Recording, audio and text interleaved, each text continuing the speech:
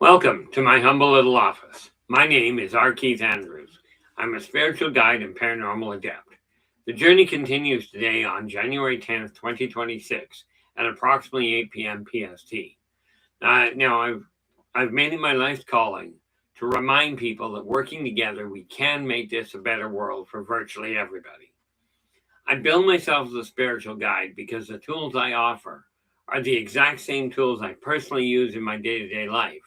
And the philosophies of life I talk about are the same philosophies I guide virtually every decision I make by. With this in mind, I know these tools will work for you because they continue to work for me and have literally worked for thousands of other people over the years with varying degrees of success, depending on your own personal efforts. Now, before we get into things, I do want to tip my hat to Storm. He is our primary moderator who sits in the background. Who sits in the background to make sure tech keeps running properly and to ensure if we do have problem children, they will be removed before they become a problem. Okay.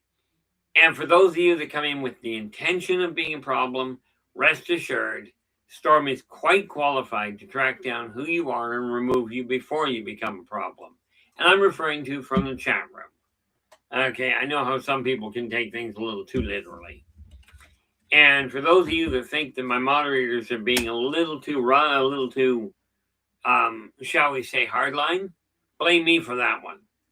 This place is supposed to be a safe haven for virtually everybody. And yes, that includes any of you that are narcissistic or bully-oriented, as long as you behave yourself. Okay. Now, the rules are listed top of the chat stream and across the screen at the bottom of the video. So there's no functional reason to go, I didn't know that. Okay. Now, we also have Kira Ava in the chat room. She is our moderator. She's not only the moderator, one of the moderators. She also happens to be my wife, my executive assistant, a member of my board of advisors, and my mainstream editor. Hi. So to start with, we have Eternity Eternal. You are in with the goal today, Eternity. Welcome aboard. Glad you could join us. And you are followed by Renee Andrews. Nice to see you in. Renee, you are in with the silver. Well done. And there comes Operation, in with the bronze. Boy, we're getting started off in a real run here. We've been open for like 3 minutes here, and we've already got 6 in the room. This is good. Now, today we are looking at alien medical technology. I avoided the combat stuff, and there's a lot more. By the way, each of these items is already expanded in Races of the World, Volume 2, or 2nd edition. And here we are, M. Lovett. How you doing, Em? Glad you could join us. You are in with honorable mention. Now, in all fairness, I do not recall seeing you before, but I'm glad to see you. As I said, I spoke to my family today.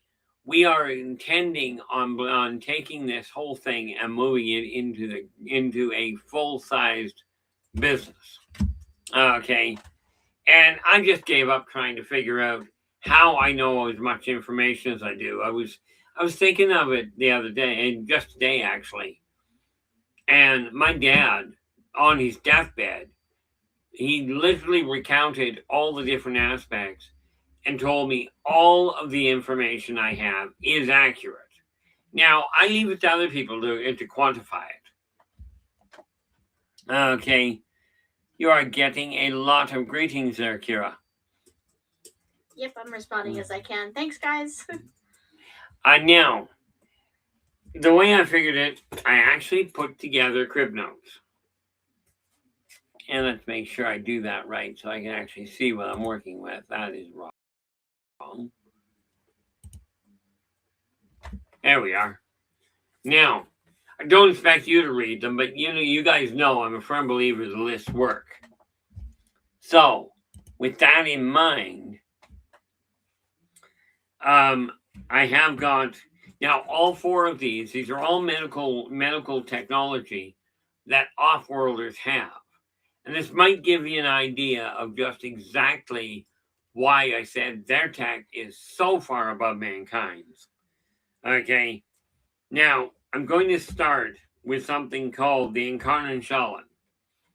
It is literally a huge, it's a huge mechanism. And I'm no artist, so I didn't draw it. Sorry, deal with it. Okay, clearly, if somebody can draw technology, I could use a technological artist because I know what they look like. But frankly, if I draw a straight line, it was an accident. It was an accident. But the Incarnate is designed to stabilize and modify energy centers, or chakras on any size entity. Now, understand, and this is why it's such a big piece of equipment. Understand, different species range from microscopic all the way up to planet-sized and beyond. So we are not talking a small thing. Now, there is a limit to the size that the Incarnate can go. Okay, it basically is tapped out at about 30 feet. But there are handheld versions that can be carried over greater distances and thereby make a, if you will, digital record without actually incorporating the entire system. But what it is designed for is to bring the chakras into balance so that people can actually function. You know, one of the biggest things with the Incarnate is if you are feeling ill, stabilizing the energy chakras can balance out your energy levels and bring your health back online really quickly. Now, the kicker is this: handled with the right expertise, you can take the Incarnate and utilize it to revitalize a deceased body, or, if you will, a dispossessed one. In other words, the body dies, the soul gets out of it and takes off. The Incarnate can actually be used to prep the body for a walk-in, for an intentional walk-in, instead of a soul swap, that's a whole different ballgame. Okay, and I'll go to those later, but on a different show. But the Incarnate is designed to literally, with the assistance of technological manipulation, rebalance energy levels, thereby bringing healing rates and health back on track at a staggering rate. Okay, really handy in certain circumstances, but do understand, this is not a piece of equipment to take the front line in a war. This is something used in a stationary hospital. Okay, and what they utilize it for is enhancing the communication lines between the different chakras. Now, there is an interesting modification they've got. Because of the way it's built, you can actually link two separate entity chakras to make them run balanced. This is very necessary in the case of natural-born twins. When the natural-born twins are out of sync, you can use the Incarnate to actually stabilize them so they operate properly together. Now understand, I will use the term properly a little loosely. Okay, it's more a question of getting them to run without conflict. That's where the real shift is. And one of the things we have to remember with the Incarnate, it is a way of enhancing chakra communication, not vocal. Okay, but it bypasses the vocal side of things. So the people that are being linked don't even have to speak the same language because energy works of its own accord.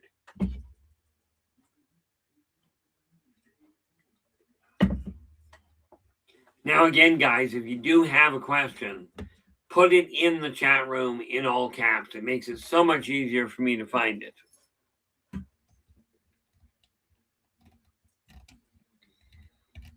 Now, Just checking to see if I missed anything, and no, it would seem not. So when we're looking at the incarnate, understand this is something you go into it and you are, in most cases, standing upright. However, in the case of a unconscious individual, the incarnate usually sits upright.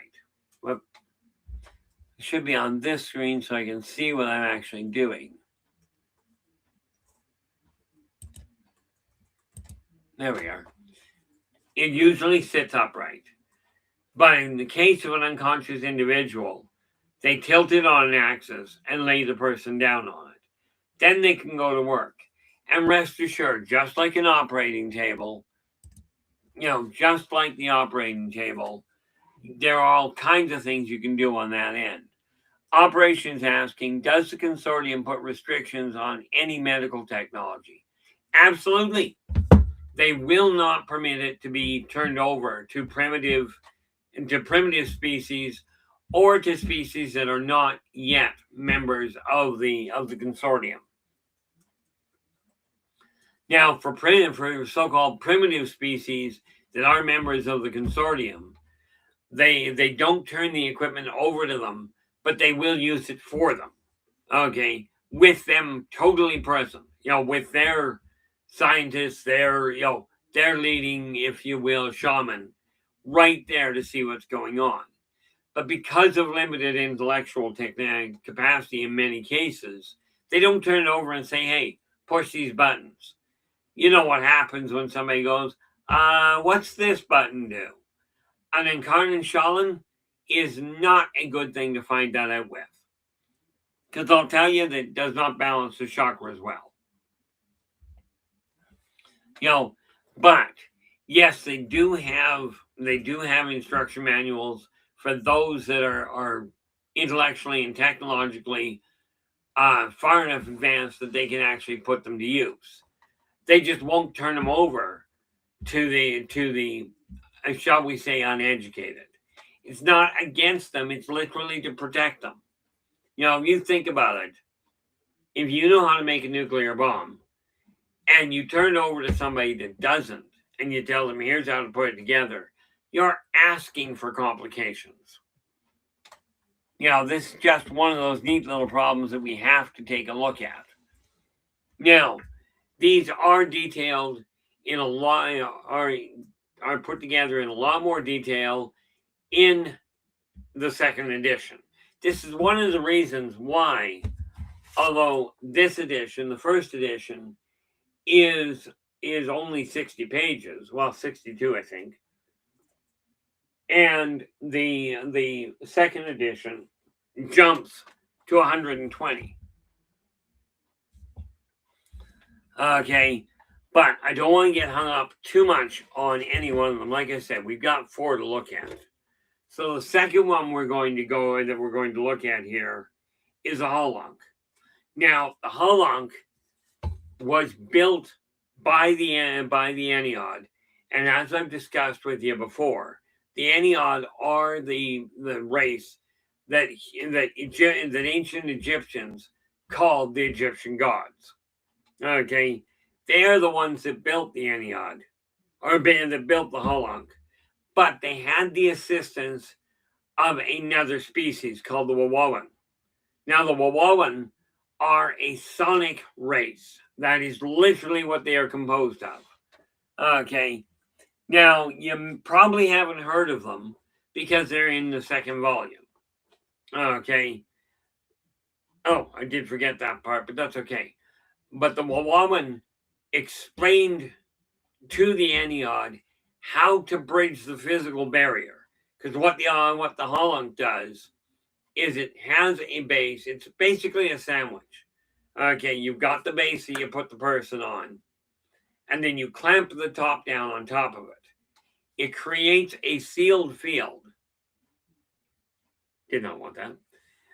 It creates a sealed, an impenetrable field from a biological standpoint, whereby it bridges the gap using transporter technology to let and to let the doctor operate inside the body without exposing the interior to various diseases, okay, or potential contamination.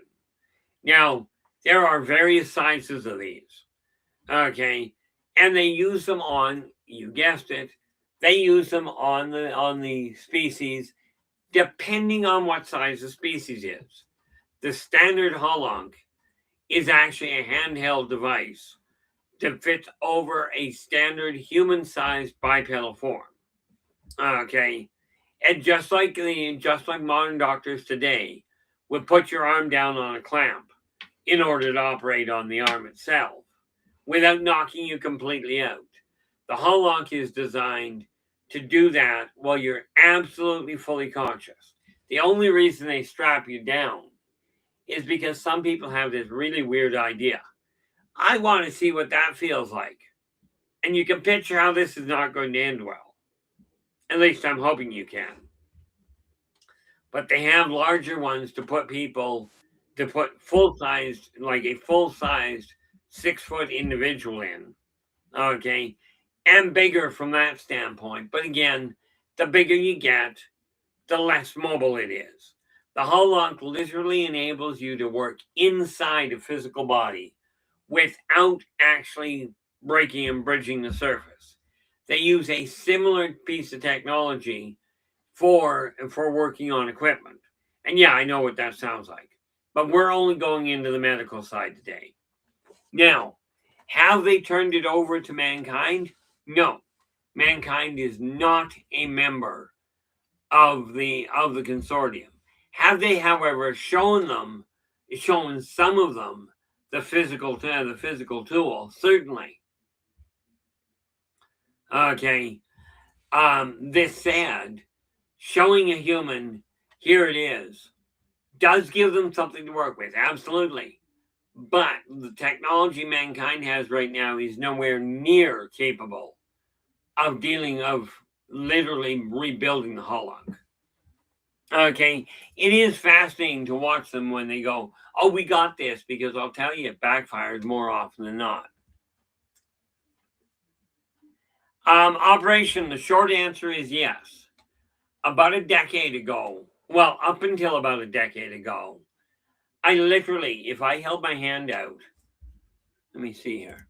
That question was, by the way, asking Keith if he has been exposed to any of the alien healing techniques. I have a bad habit of doing that. Up until about a decade ago, with my right arm, I had never felt my own shoulder. Every time I bent my arm, my hand would end up way over here, about 6 inches away from my shoulder, because of the way the elbow was. That was courtesy of the talon. They wanted to see how far it would bend before it broke.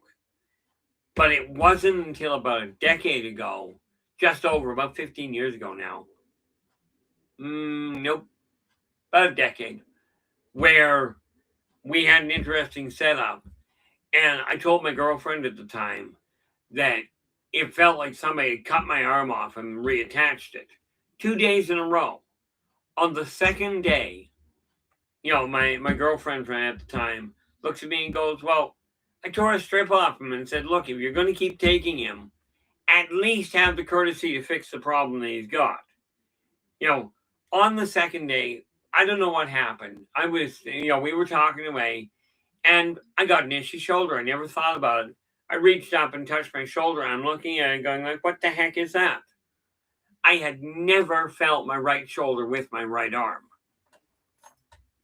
Okay, now we have to go back a lot earlier than that when we take a look at the idea that when I was only 5 years old, I was literally put back together via their healing techniques. Okay, that's a long story in and of itself. But the short answer is yes, I have experienced a number of their techniques and have learned to replicate a few of them without the technology. One of the advantages of being able to actually manipulate 0-point energy, which, by the way, every human is born with that capacity. Okay. It just boils down to whether you're willing to work with it or able to believe it. Okay. So, able to accept it for yourself. But when you're looking and when you start looking at that, at the Holunk, it is designed to work in any environment. Literally speaking, by utilizing it, you eliminate the problem of environmental contamination. One of the nice little parts about it, from my standpoint, is when you accept the fact these things are possible, all of a sudden mankind's ability to adjust becomes exponentially enhanced. Okay, and again, this technology, although utilized on some humans, has not been shared with, as in, here's the schematics, go and build it. Humans do not have the right mentality for it at this point, especially not the ones that are in leadership positions. Okay, think what would happen if you were a doctor with a bit of a clouded outlook, and you got the ability to operate inside a body cavity without fear of contamination. Think what the drug traffickers would do with that, or what organ harvesters would do. And yeah, the massive majority of people are decent people. Unfortunately, the ones that have to be contended with are the ones that aren't necessarily decent. So we are looking at a situation with the Holunk that mankind has been told this is possible, but with mankind turning around and virtually across the board, when contracts were signed, the humans bypassed the contract and did things their way. This is why the new technology, one of the reasons why technology is not being released, although it is being shown to individuals. Now, understand, I'm no better than the next person. Okay, some of you may well have access to this as well. Although the reality is, from what I've seen, most people that make a claim like that end up getting ridiculed. I just reached the point, that's what's going to happen, that's what's going to happen. But the Holunk and a few other technologies that are run by the Ennead are handier than heck. Yes, they do have weaponry. They do have technology that is just designed for convenience. But medically speaking, this is one of the most versatile tools they've got. Now, that said, where are we here? Oh, look at that. With that in mind, the other thing you got to remember with the Holunk, they have a portable one that is carried with them in triage units, because when they end up in a fight, these little handheld items are for setting broken bones, for stitching up arteries. Instead of having to cut the whole arm open, you go in, you seal it up. Okay, and there's all kinds of neat little tools there. As a matter of fact, I gotta get that information down here. Just thought of me, there's another micro laser that they've got. Human standpoint is called a micro laser. I've still got a stack of notes for different races, different technologies. That's a good 1.5 inches thick. I think that's about what it is. That ain't gonna help. I was about to ask Kira here if that was about 1.5 inches stack on my counter. And somehow I think, bearing in mind she's 100% blind, that might be a problem. Even if I weren't, I'm no good at actually taking those kinds of measurements, so. But I've still got a staggering amount of paperwork that I've got to go through. And of course, with the way last year went, I didn't get very far. Actually, in all fairness, my last 4 years have been a shambles. But that said, Now we go on to this other neat little thing called the Marcocan amplinet. Now the Marcocan amplinet was literally designed by the Atlanteans. Okay, it is designed to enhance higher senses and chakratic ability. Okay, it literally is a helmet, and this one I've got the specs to. But if anybody knows where I can literally get a hold of magnets at 37.4 microhertz, that's what I require in order to build the amplinet. Okay, I personally don't know where to find them. I do know what I require. I don't know if mankind builds them that way. Okay, so it's a straightforward request from anybody that happens to know where I can get them or how to find out where I can get them. Needless to say, we're going to be looking for them here. But what it does is it links the main cranial chakras along with the spinal connections in order to literally enhance the chakra ability. Okay, in other words, intellect, higher senses, your ability to sense what's going on, to see what's going on beyond the physical. Okay, and again, this is something, yes, I know how to build it, but here's the kicker. I didn't get it from the consortium.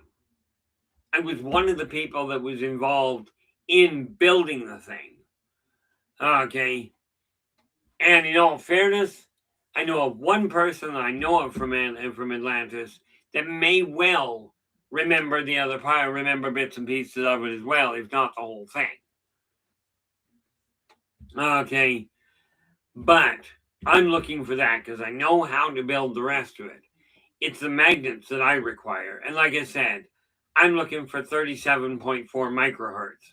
Kind of a specific amount, but let's face it, you don't want to be overclocking these.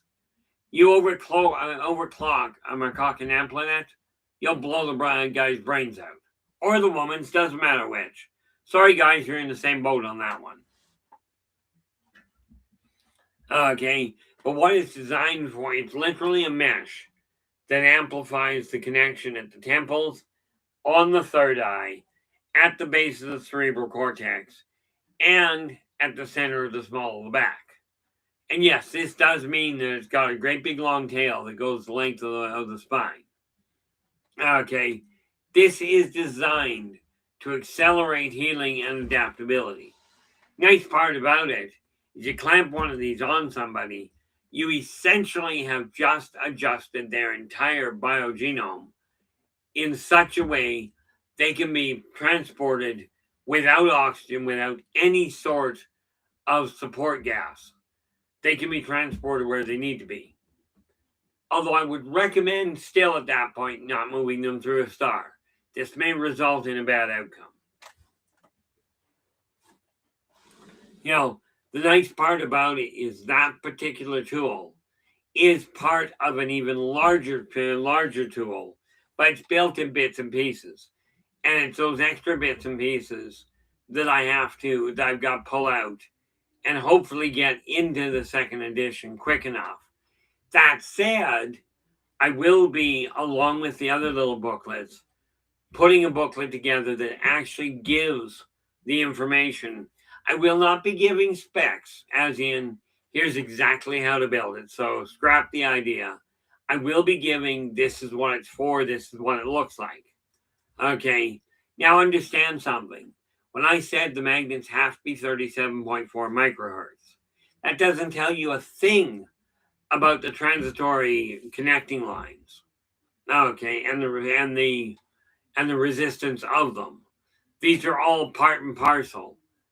And like I said, the only reason I've got the go-ahead to be able to say, here's what it is because I happened to be there when it was built.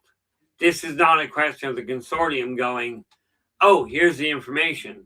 It was a question of me and my compatriots way back then going to the consortium and going, here's the information we've got. Now, as with the consortium, we do not pass on replicatable specs. The reason for it is to avoid complications. Now, where am I? There we are. Now, that from that standpoint, there is, as well as on that one, there is a what is it now? There is a gauntlet, a boot, and an abdominal attachment that all link together. Okay. Net result, you can literally reprogram an entire body. Okay, you can amplify it. The incarnate is designed to stabilize it. Because I'll tell you, when you work with the Amplinet, it literally accelerates things. Then you have to adjust it. The micro adjustments are kind of critical when you think of what can happen. I mean, picture what happens if you put a potato in the microwave and overheat it. Okay, you put it in there for too long. There are some pretty bad things that happen, not the least of which is a fire on board or a detonation. Although the detonation is admittedly rare. Now, that was designed by the Atlanteans, and I did, like I mentioned earlier, when we take a look at the Incarnate Shaolin, it was literally designed by the Teleusians. Now, Teleusians, I haven't even got them into the second volume yet, which means I will undoubtedly be putting them into volume 3. Okay, but the Teleusians are literally pure energy. Okay. Well,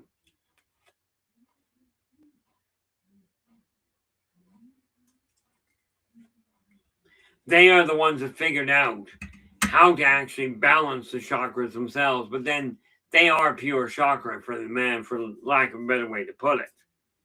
They are a sonic energy. The Teleusians, I've got them pull up. I was going to say they're sonic, but that would be the one. Okay. But now, technology number 3, again, very usable, very, very handy, is the triphasic Dextrose Panelizer. This is the item that some of you have already seen. Any of you that have been abducted by the reticulans. Okay. The Dextrose Panelizer is marked. It's easy to identify. If you've ever seen a scar on somebody's body, which is 3 points in an equilateral triangle configuration with a long bar on the bottom of it, this is the mark of the Dextrose Panelizer. This thing is designed to extract DNA from 3 levels, all in the body, all at the same time, while it implants a tracking unit. Okay, and it's a bio-tracking unit. This is why the Dextrose Panelizer works.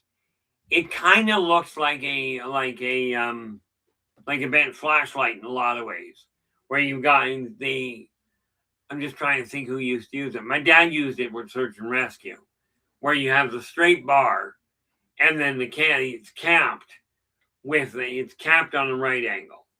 The Dextrose Panelizer looks very similar to that, with a whole lot more technology and a lot more little bells and whistles.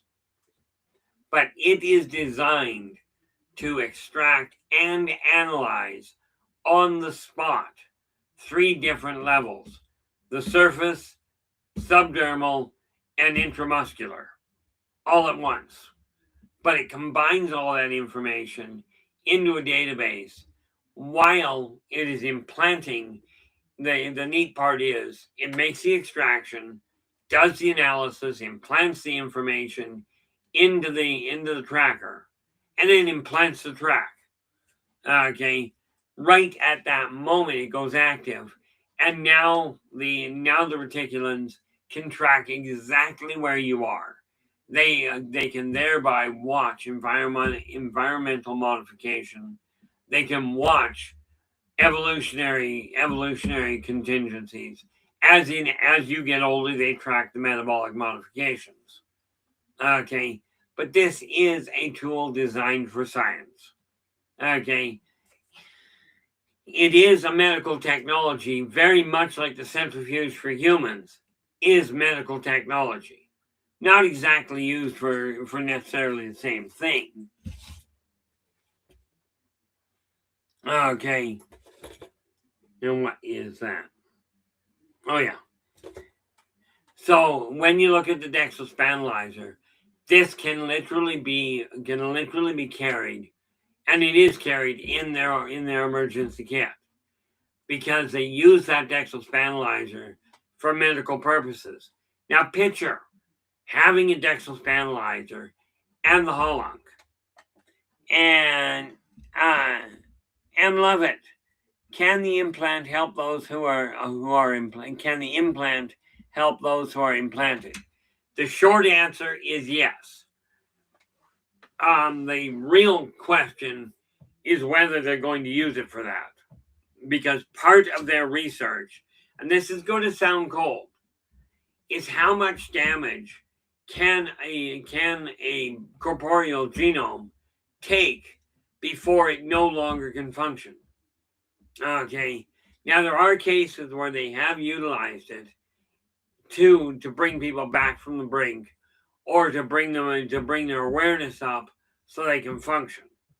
So it is a two-way communication if they deem it necessary. It is very seldom they deem it necessary. Okay, this is why so many people look at the implants going, well, what am I supposed to do? I don't like this in me. It's an invasion. And in all fairness, it is. But the consortium looks at that invasion and goes, but you guys are doing it to your own animals and your own plants, etc. You're already doing the same thing to your lesser environments. So we're not taking that as a viable concern. Okay. They do it in order to, and yes, before somebody jumps on that, some of the advanced ones they can use to eavesdrop on people in the vicinity. Okay. In other words, if you got an implant, let's say you got an implant in the back of the ear. Okay. The operators of that implant can utilize it to hear externally what's going on, what you're hearing. They do not hear what you're thinking. This is not a telepathic link. This is literally an auditory uplink. But can they be used? Normally they are used to identify, especially their people. If somebody gets hurt, they use it to stabilize them long enough to get them back home. Okay. But what it is you set up a certain set of pulses in order to make that happen. And when you start looking at that, you take a look at the dextrospandalizer, put that in tandem with the Holunk, and all of a sudden you've got a capacity to repair damage that is only dreamed of in the wildest of science fiction movies on Earth. Okay. Picture what would happen if you had the capacity to literally accelerate somebody's healing. Okay. And you decide to do that without their permission.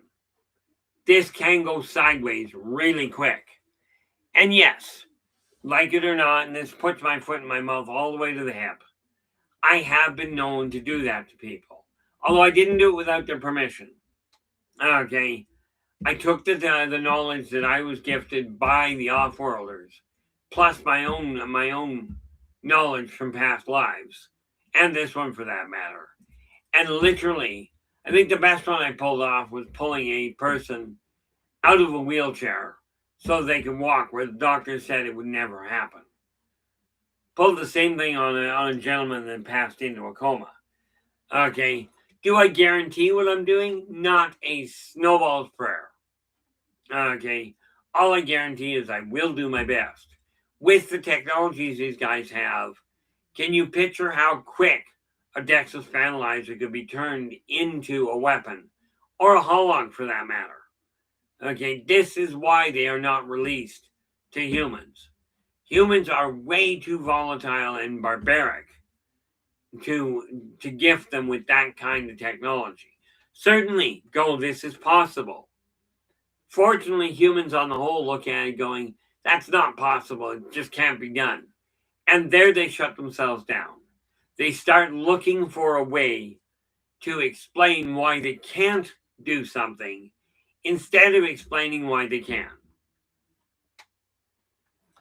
Okay, and yes, in coming time, as I put things together, I will give you what information I can on these and other technologies. Okay, but I'm not about to give you the specs on how to absolutely replicate them, because here's why. Again, humans are way too volatile, and this society has become so badly corrupted that it's dangerous releasing certain high technologies. Okay, primarily because the people that are sitting in positions of power want the power for themselves. The idea of healing is not to streamline power; it's to help everybody land on their feet. Okay, now I was mentioning, and I don't have the information right in front of me, but there are surgical instruments that are also built, okay, that have also been built to work in tandem with the Holunk and with the Incarnate Shalan. Okay, now when you take the Amplinet, okay, you're looking at a really neat setup. Okay, that can enhance the body's ability, and if you put it all together, all of a sudden you've got a technological version of a super soldier. This is a bad thing in humans' hands. Okay, I mean, let's face it, humans have, myself included, have an ego and a will that is dangerous, to say the least. You know, many of these techniques many of these technologies are available as you get into the connections with the consortium, but they're still not going to give you the text to actually make it work. That falls so they can relegate, and that is relegated to the abilities of your human geniuses. Okay, and yeah, I was lucky. I happen to have been related to one. Okay, but when we take a look at some of the biggest minds, some of the greatest minds in modern science, these people have the capacity to sort it out. You know, problem is most of them don't believe they can do it, or don't believe it can be done, period. And this is why when I say this, I go, people are going to tell me it's not possible. And the reality is, whether you believe it's possible or you believe it isn't, either way, the odds are you're going to prove yourself right. Now, yes, there is now, if you watched, I believe it was Stargate, the series, okay, they literally had a sarcophagus that was designed for healing. And I forgot to pull the information on it. But this is something designed for people ranging up to 8 feet in height.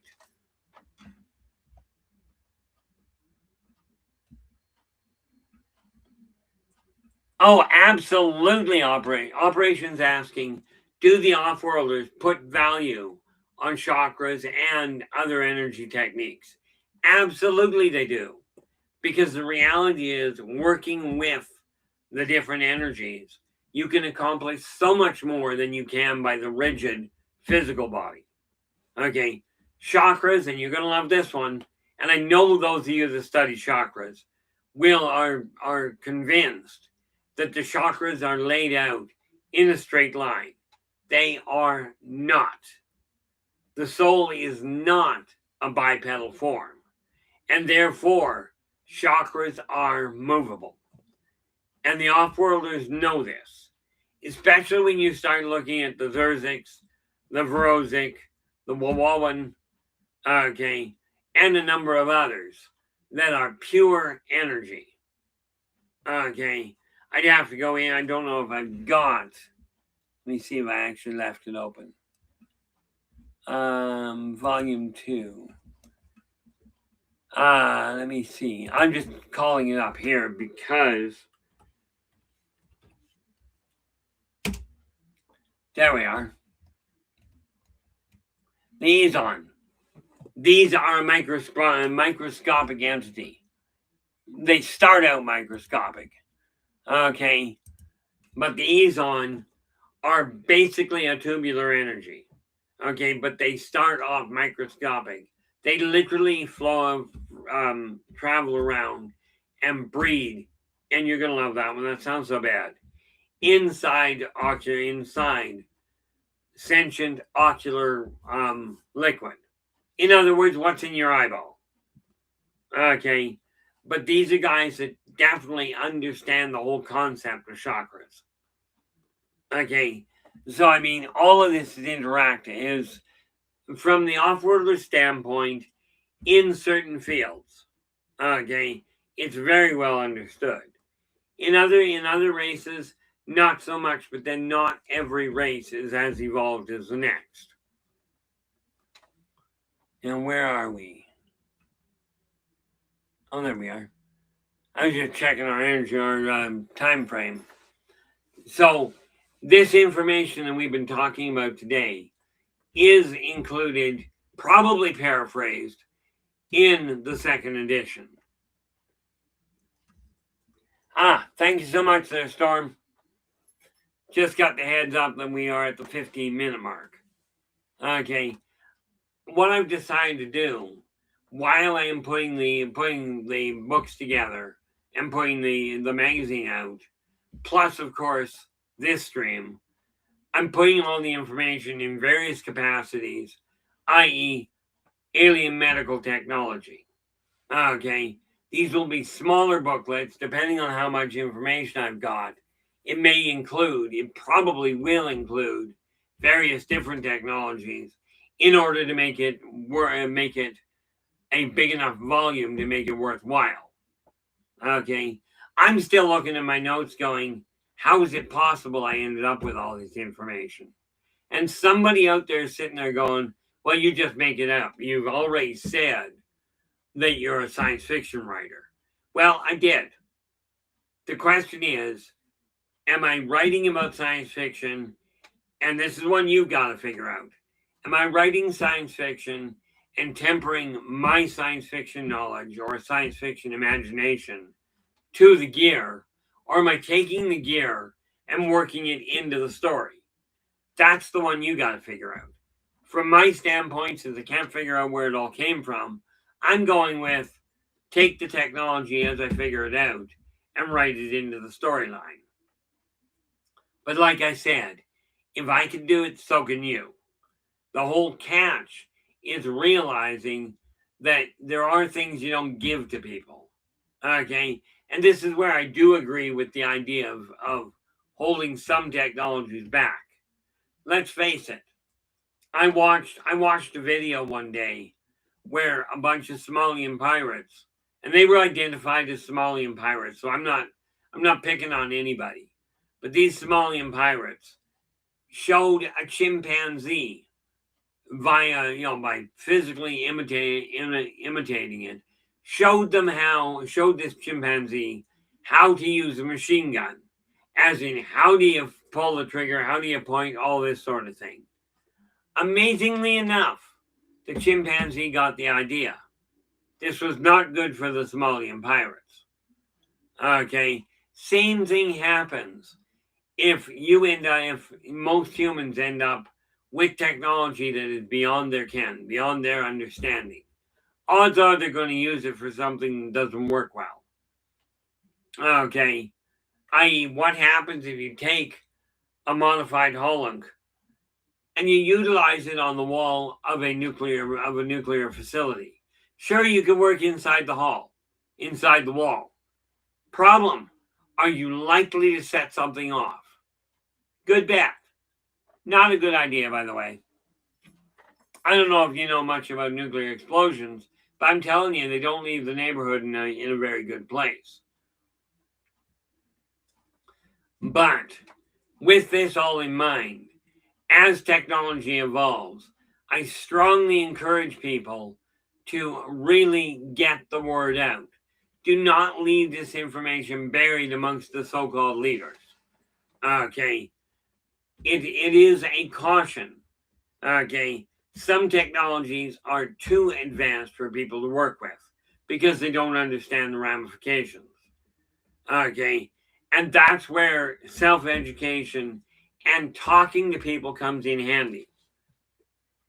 Okay. One of the biggest things that we have to realize is a small mistake in the antimatter realm can vaporize a small area. And I mean vaporize or atomize, take your pick. Okay. Medical technology can be used for healing or torture. Okay. Good or bad. Your call.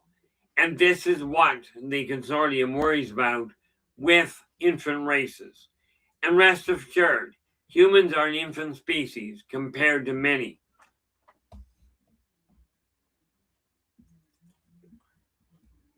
Are we down? No.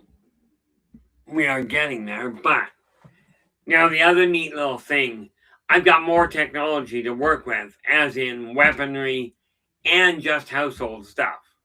Okay, things like some of this stuff. If you're a Star Trek fan or a science fiction fan of the movies of the 70s and 80s, some of this stuff you may well have seen a mock-up on. I mean, we're working right now with what they called back in Star Trek visiphones, where you sat down in front of a computer on the far side of the galaxy and you could see the person you were talking to. Well, right now, we do it from one side of the world to the other and to orbit. Okay, but the technologies that are coming up that the off-worlders have brought and have shown the capabilities of, okay, are going to add to mankind's capabilities. Unfortunately, they're also going to add to mankind's capability of blowing itself all the way back to the Stone Age. Okay, the question is how you're going to operate with it from your standpoint. The cell phone is a prime example. We use the cell phone now. I use it to work with. But I keep watching people looking at it and walking into traffic. This is not good for anybody's health. Okay, when we take a look at the Holland, okay, and the incarnate Charlotte, these are things that are kept. The large ones are kept in medical facilities or on medical ships. Okay, there is also quite literally a physical transporter that they have access to. Mankind doesn't have it. Okay, not yet. Although mankind does have a railgun. Of course, it takes orbital shifting to aim the thing, but it is there. And no, in all fairness, I'm not about to tell you where it is. Okay, but I will tell you the technology that off-worlders have brought and the healing knowledges that the ancient races have brought to the surface are being put to work. Okay, not en masse, because every time one of the big corporations finds out about it, they go, oh, we can't do that, we won't make money. It's not about the money, people. It's not about being better than the next. It's about working with each other. And things like the incarnate Shaolin simply is used to balance chakras so that you can literally operate properly. Okay, what would you do if I told you that the incarnate can literally stabilize cranial incompatibility, net result, your mental misfunctions, MPD, Alzheimer's, this sort of thing can be wiped out literally in moments. Although mankind is certainly doing things in a positive fashion. Okay, where it comes to finding herbs and what have you, to actually help treat these different illnesses. This is why I say, if you're having complications, absolutely talk to a doctor. The odds are they know more than you do.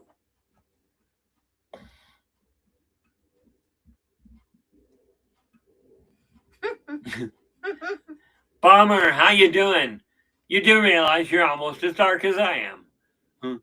Bomber goes, Keith, it feels like it's really good for my health when I see people falling down manholes and being chased by a bear because they were on their phone not paying attention. Absolutely. I actually had a client whose coworker was paying so much attention to what she was wearing, and while he was on the phone, he backed over the boss's fully loaded, jacked, what was it, three-quarter ton truck, and turned it into an unmitigated pancake. See, Bomber, the neat part about it is that there was no old saying with people my age. The idiots didn't survive. It's that simple. There were no, our idea of a safety net on the end of a zip line was a knot. Okay, that was your harness. And you had to hang on to that. You missed the harness. Your safety net was the branches on the trees below you that you hoped would break your fall before you hit the landing pad. Solid stone.